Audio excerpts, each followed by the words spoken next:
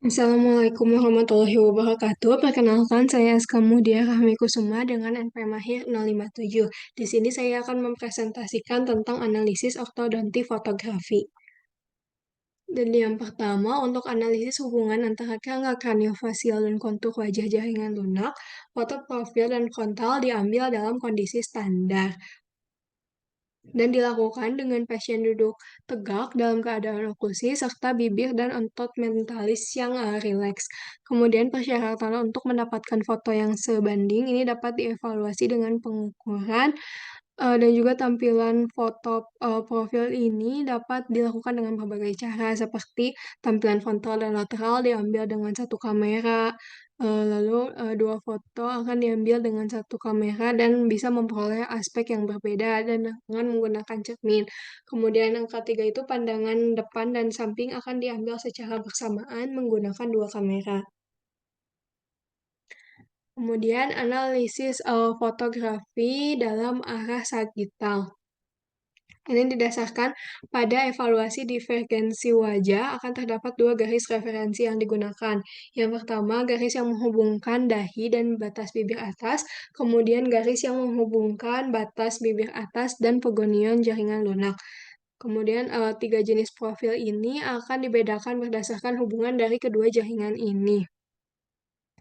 Dan juga tiga jenis profil ini dapat dibedakan menjadi yang pertama itu ada profil lurus, di mana kedua garis ini akan membentuk garis yang hampir lurus, kemudian ada profil cembung, di mana dua garis referensi ini akan membentuk sudut yang menunjukkan perpindahan relatif dagu ke belakang atau ke posterior.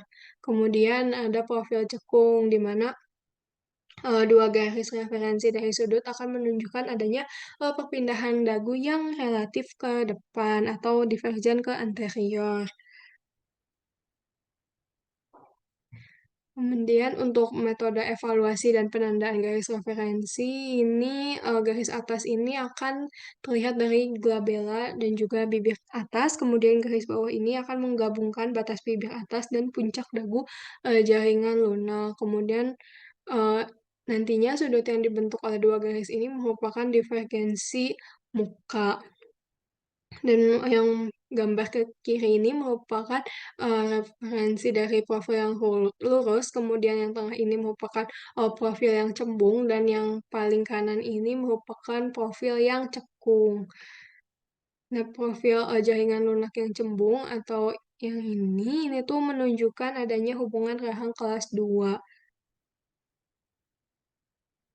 Selanjutnya ada analisis fotografi dalam arah frontal. Ini dilakukan dalam menilai disproporsi utama dan wajah asimetris pada bidang transversal dan vertikal.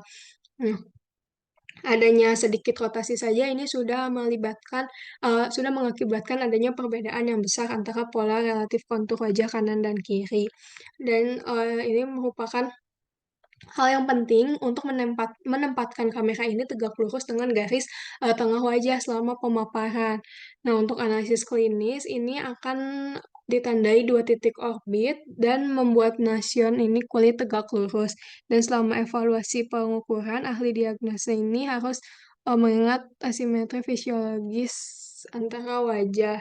Jadi yang kiri ini merupakan wajah yang simetris dan yang kanan ini merupakan wajah yang asimetris. Selanjutnya ada analisis fotografi dalam arah frontal tetapi pada aspek dahi. Nah, pada aspek dahi ini profil wajah sendiri akan dipengaruhi oleh dahi dan hidung. Jadi, dahi ini secara langsung akan menentukan prognosis estetik kasus ortodontik. Kemudian untuk morfologi wajah yang harmonis, tinggi dahi atau jarak dari garis rambut ke glabella ini harus sepertiga dari seluruh tinggi wajah dan sepanjang sepertiga tengah dan 1/3 bagian bawah. Jadi jarak dahi ini harus 1/3 dari eh, bagian atas wajah.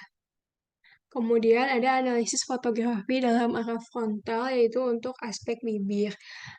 Konfigurasi bibir sendiri dapat dinilai dengan kriteria panjang, lebar, dan juga melihat kelengkungan bibir.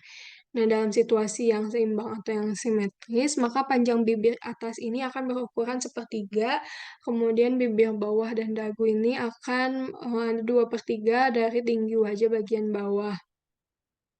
Kemudian, panjang bibir atas harus dinilai dengan sehubungan dari posisi tepi insisal atas.